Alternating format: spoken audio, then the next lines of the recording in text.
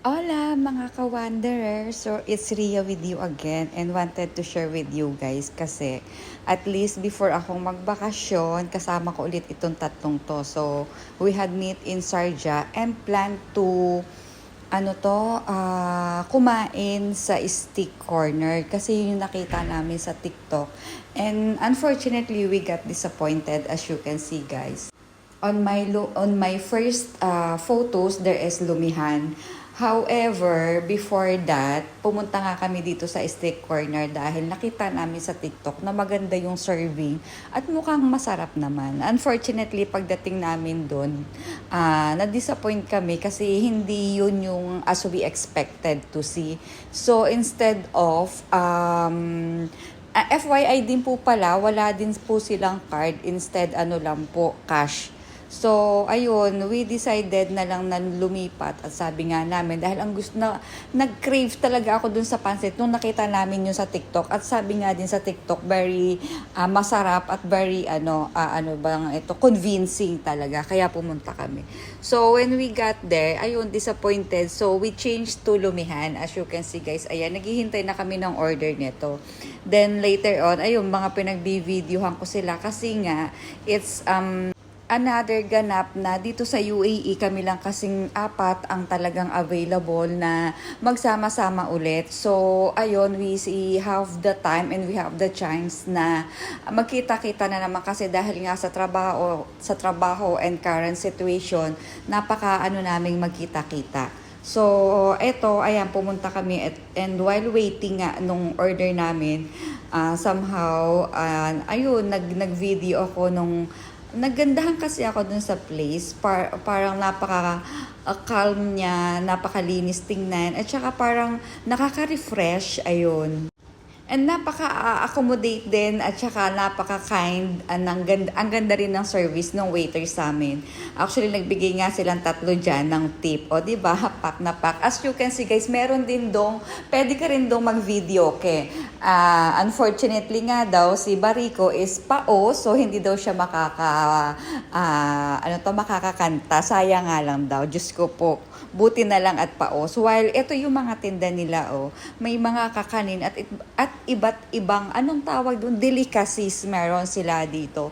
Meron din silang buffet kung gusto mo, but then dahil nga ako, ang craving ko is pansit, so talagang in-order ko is pansit.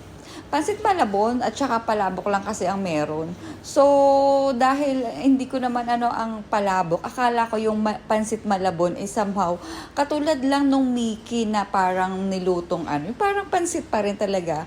Unfortunately, ang pagkakaluto pala doon parang palabok din. Yun nga lang, medyo malaki lang ng konti yung pansit niya. Yun pala yun. So, ayun.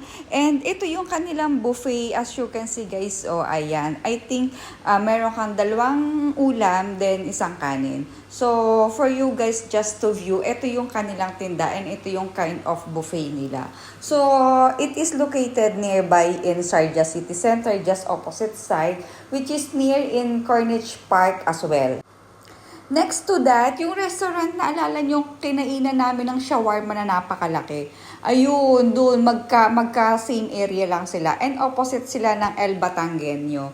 Yun. But then we choose to, kumain dito sa Lomihan dahil hindi pa namin to nakakainan at hindi pa rin namin na pupuntahan. So, here it is. Yan yung, Pansit Malabon. Then, lomi at saka lugaw at saka may in-order pa kaming iba dyan. But then, ay satisfied kami sa lasa. At dahil lahat kami from work, so talagang super gutom. Tingnan nyo naman, talagang super lamon kami dito. And, hindi pa nasayahan dyan si Ate Unoy. Actually, kumuha siya ng mamon. So, as you can see guys, ayan yung mamon. Anyhow, nag-enjoy kami sa lasa kasi masarap naman talaga. Especially yung lugaw at saka yung lomi. Masarap naman yung Malabon. Kaya nga lang, hindi kasi yun yung ine-expect kong klase ng luto dun sa Pansit Malabon. So, somehow, ayun. Siya yung natira. And ayan, tapos na kaming kumain yan, guys. At ito si Ate Unay, talaga nagkukutip-kutip na lang. So, tamang kwentuhan na lang. At tingnan nyo naman, at doon na siya kumain sa serving. At as in, talaga itong dalawa is bully kay Ate Unay. Wala namang magawa si Ate Unay. Talagang tawa lang siya ng tawa. And ayun.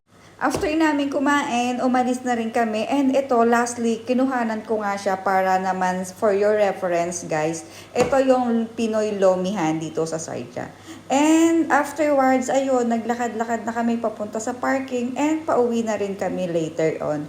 And here it is, pauwi naman na kami ng Dubai. So, naihatid na rin namin si Bariko and kami na lang ni Ate Una. Yun lang guys, maraming salamat and I hope you enjoyed this video guys. Bye!